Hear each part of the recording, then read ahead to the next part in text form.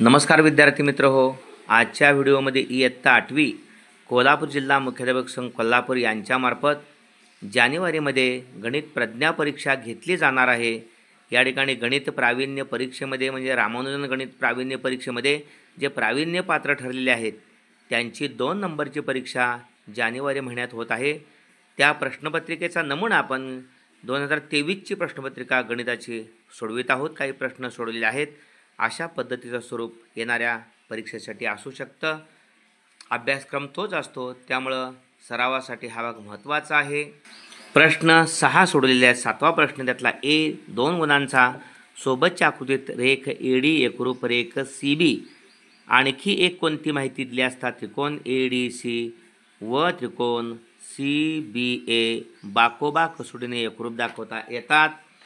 या ठिकाणी in the adjacent figure segment AD congruent segment CB, which one additional information needed to show that triangle ADC congruent triangle CBA will be congruent by SAS test. या ठिकाणी ADला BC एकरूप दिलेलं आहे. रेख AC सामायिक भुज आहे. केवळ आणि केवळ हा जर कोण एकरूप दिला DAC आणि कोण ACB ही एकच बाब या ठिकाणी दिली तर बा 2 बाजूमधला कोण या कसोटीनं हे 2 त्रिकोण एकरूप दाखवता येतात. या ठिकाणी त्रिकोण ADC व त्रिकोण CBA बाकोबा कसोटीने एकरूप होतील. त्रिकोण ADC आणि त्रिकोण CBA मध्ये रेख AC ही सामायिक बाजू आहे. रेख AD एकरूप रेख BC दिले आहे. आता आपण पाहिलं हे 2 त्रिकोण एकरूप होण्यासाठी कोण DAC एकरूप कोण ACB आवश्यक आहे. DAC ACB DAC आणि ACB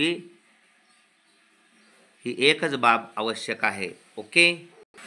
प्रश्न बी आहे 3 गुणांचा शहराच्या एका उपनगराची लोकसंख्या विशिष्ट दराने वाढते. आजची व 2 वर्षानंतरची लोकसंख्या अनुक्रमे 16,000 व 17,640 असतील तर लोकसंख्या वाढीचा दर काढा. The population of the suburb is 16,000. Find the rate of increase in the population if the population after 2 years is 17,640. या ठिकाणी 2 वर्षापूर्वीची लोकसंख्या 16,000 आहे आणि 2 वर्षानंतरची लोकसंख्या 17,640 आहे. n बरोबर 2 वर्षे हा कालावधी आहे. आजची व 2 वर्षानंतरची लोकसंख्या अनुक्रमे दिल्या. ए म्हणजे आजची आहे या ठिकाणी 17,640. 2 वर्षानंतरची लोकसंख्या 17,640. n बरोबर 2 वर्षे. आर दर काढायचा आहे. आपल्याला सूत्र माहिती आहे. राशीच्या सूत्राचा वापर करायचा. ए बरोबर P कंसात 1 अधिक R भागिले 100 कंसाचं n. ए म्हणजे आजची आणि P म्हणजे 2 वर्षापूर्वीची. म्हणजे हा P जो पलीकडे 1 अधिक R भागिले 100 कंसाचा याला गुणिले तो एला भागिले होणार आहे. बरोबर पलीकडे A अधिक R भागिले 100 कंसाचा n राहिला. एची किंमत 2 वर्षानंतर 17,640. P म्हणजे 2 वर्षापूर्वीची 16,000. 0 गेले त्यामुळे 1764 भागिले 1600 राहिलेले आहेत. आणि पलीकडं 1 अधिक R भागिले 100 कंसाचा वर्ग दोन्ही बाजूचं वर्गमूळ घेतलं तर 1764चं 42 1600चं 40 बरोबर 1 अधिक R भागिले 100 कंसाचं वर्गाचं वर्गमूळ वर्ग गेला निघून. त्यामुळं R भागिले 100 बरोबर हा 1 जो आहे तो मागे घ्यायला लागणार आहे. म्हणजे 42/40 वजा 1 छेद सारखा नाही तिरकस गुणाकार 42 एक्के 42 वजा 40 एक्के 40 भागिले 40 एक्के 40 R भागिले 100 बरोबर 42 मधून 40 गेले 2 उरले 2 भागिले 40. त्यामुळे R बरोबर हे भागिले 100 पलीकडं 2/40ला गुणिले होणार आहेत. हे 0 गेले. बे एक्के बे दुनी 4 आणि 2 न 10ला बे पंचे 10. R बरोबर 5 हा दर वाढीचा लोकसंख्या वाढीचा दर R बरोबर 5 आहे. पुढचा प्रश्न आहे C 5 गुणांचा आहे. एका भूखंडाची आकृती आणि मापे दिली आहेत. त्या भूखंडाचे क्षेत्रफळ काढा. The figure of a plot and its measures are given. Find the area of the plot. या ठिकाणी हा जो त्रिकोण आहे काटकोन त्रिकोण ABC, या काटकोन त्रिकोणाचा कर्ण 30 दिलेला आहे. त्याची काटकोन कर्ण एक बाजू 24 आहे. तर काटकोन करणारी दुसरी बाजू आपल्याला 30च्या वर्गातून 24चा वर्ग वजा करून आपल्याला काढावी लागेल, किंवा त्या म्हणजे 30चा वर्ग 900, 24चा वर्ग 576, त्या दोघांची वजाबाकी 324 येते आणि त्यामुळं 324चं वर्गमूळ 18, येई 18 मिळालेलं आहे. मग ABCचं या काटकोन त्रिकोणाचं क्षेत्रफळ काढायचे 1/2 पाय गुणिले उंची किंवा 1/2 गुणिले काटकोन करणाऱ्या बाजूंचा गुणाकार. या ठिकाणी त्रिकोण BCE तिन्हीच्या तिन्ही बाजू आहेत माहिती, 30, 26 आणि 28 हिरोच्या सूत्राचा वापर करायचा. आणि त्रिकोण EDC या त्रिकोणाचं क्षेत्रफळ हा पाया EC, त्याची उंची FD आहे. 1/2 पाय गुणिले उंची याचं क्षेत्रफळ काढले, तिघांची बेरीज करायची.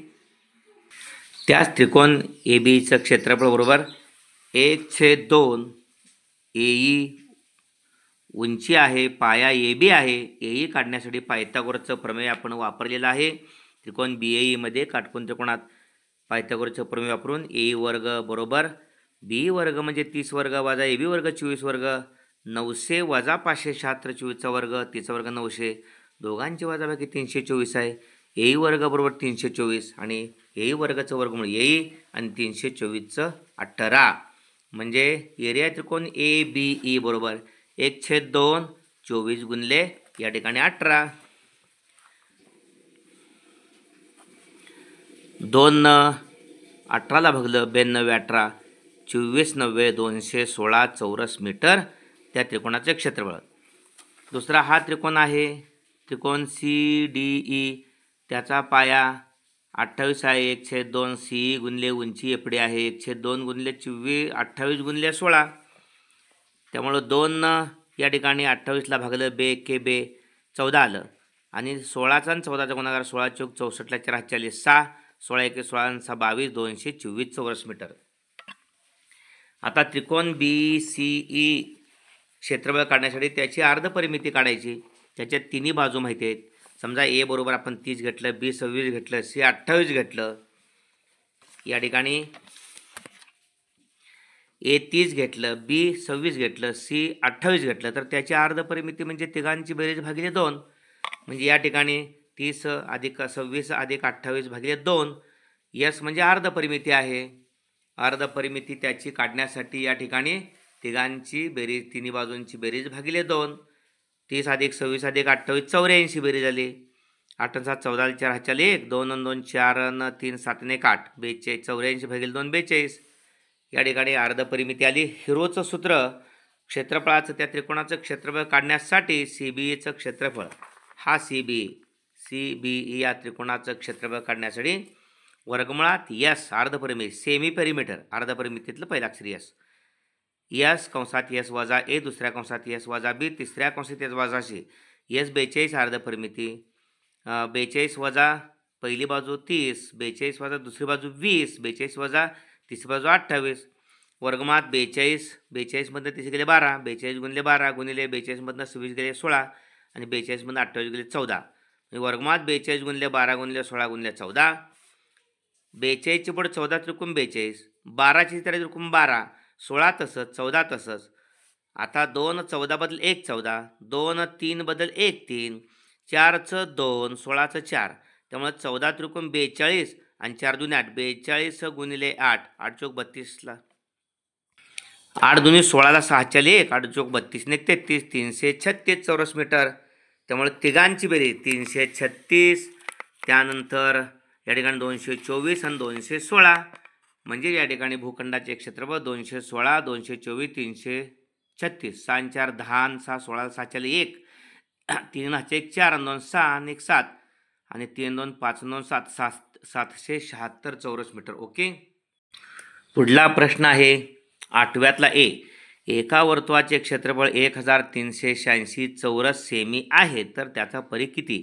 Find the circumference of a circle whose area is 1368 cm². 2 गुणांचा प्रश्न आहे.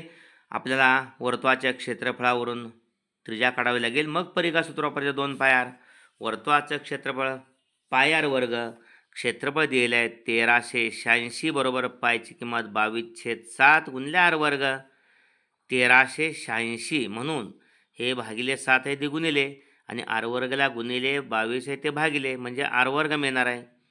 या ठिकाणी 22 एके 22 संग 32 असे 132 अन् किती 138 6 66 झाले. 22 त्रिक 66.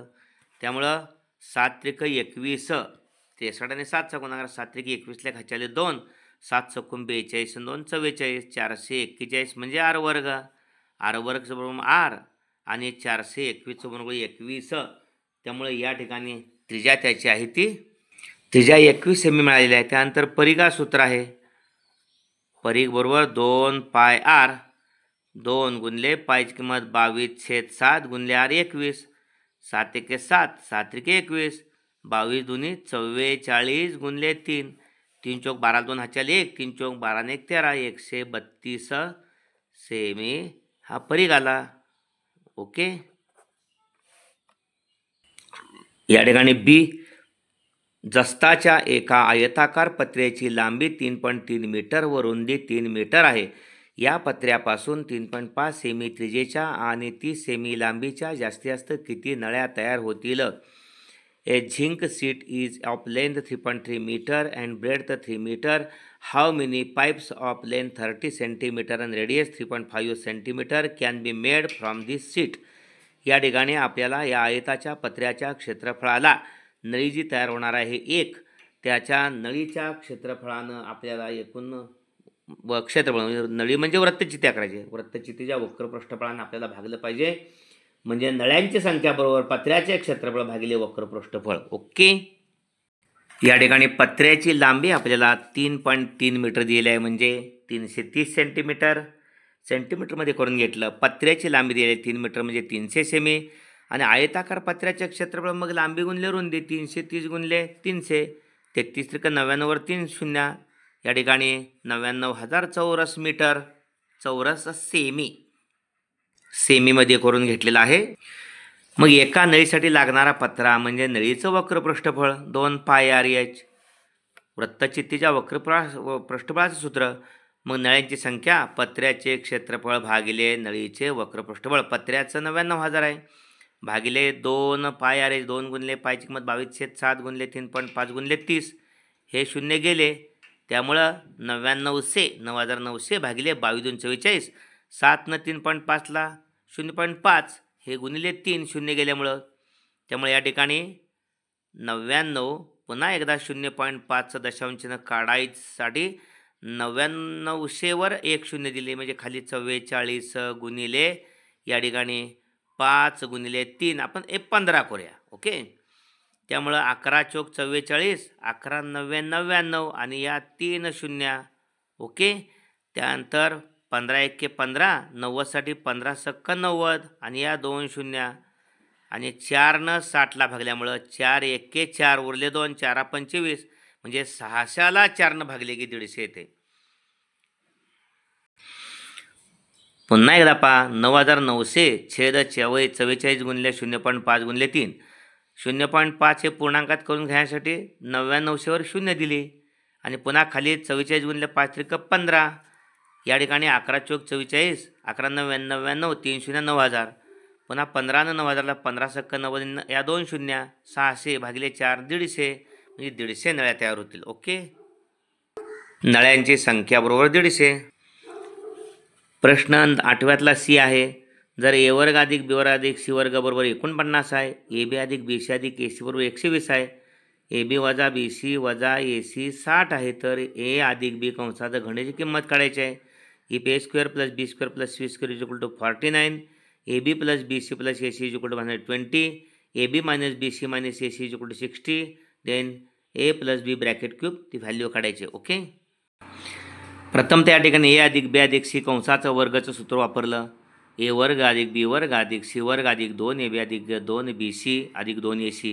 ए वर्ग अधिक बी वर्ग अधिक सी वर्गाची किंमत 49 दिलेली आहे ती घातली इथं 2 कंसात सामायिक काढलं 2 ए बी अधिक बी सी अधिक ए सी कंसामध्ये राहिलं त्याची पण किंमत ए बी अधिक बी सी अधिक ए सी या ठिकाणी 120 दिल्या 120 गुणलं 2 240 पहिले 49 2 सी 89 ही ए अधिक बी अधिक सी ए अधिक बी अधिक सी कंसाचा वर्गची वर्गमूळ काढले ए अधिक बी अधिक सी 289 17 म्हणजे ए अधिक बी अधिक सीची किंमत 17 मिळालेली आहे. त्यानंतर आपण सूत्र वापरायचे ए अधिक बी वजा सी कंसाचा वर्ग. कारण आपल्याला ए बी वजा बी सी वजा ए सी दिले आहे, म्हणून याचं सूत्र वापरायचं. पहिल्या पदाचा वर्ग, दुसऱ्या पदाचा वर्ग, तिसऱ्या पदाचा वर्ग, ए वर्ग अधिक बी वर्ग अधिक सी वर्ग अधिक 2 गुणले पहिले पद गुणले दुसरे पद ए बी वजा 2 गुणले दुसरं तिसरं पद वजा 2 बी सी वजा 2 गुणले पहिलं तिसरं पद ए सी ए वर्ग अधिक बी वर्ग अधिक सी वर्ग 49 दिले. या तिघांच्या मधून 2 सामाय काढला. आतमध्ये ए बी राहिला वजा बी सी राहिला ए सी राहिला वजा ए सी. ए बी वजा बी सी वजा ए सी. ए बी वजा बी सी वजा ए सी 60 आहे. 60 गुणले 2 120 आणि हे 49 म्हणजे ए अधिक बी अधिक सी कंसाचा वर्ग 169. ए अधिक बी अधिक सी वर्गमूळ घेतलं 169 पण 13 आणि 169चं 13 आणि ए अधिक बी अधिक सी वर्गचं वर्गमूळ ए अधिक बी अधिक सी. 1 आणि 2 यांची बेरीज केली तर आपल्याला काय मिळतं पहा. अधिक सीला वजा सी गेले 17 आणि 13 30. ए अधिक बी 2 वेळा म्हणून 2 कंसात ए अधिक बी हे 2 पलीकडे जाऊन 30ला भागले 15 ए अधिक बी बरोबर 15. आपल्याला ए अधिक बी कंसाचा घनची किंमत विचारलेली आहे. त्यामुळे ए अधिक बी कंसाचा घन म्हणजे 15 घन म्हणजे ए अधिक बी कंसाचा घन 15चा घन 3375 आहे. ओके. अशा पद्धतीने हा व्हिडिओ जरूर लाईक करा, शेअर करा. भोसले सर जाकले चॅनल सबस्क्राईब करा. येणाऱ्या फेब्रुवारीच्या महिन्यामध्ये गणित प्रज्ञा परीक्षेमध्ये उज्ज्वल यश संपादन करा. यासाठी शुभेच्छा. धन्यवाद.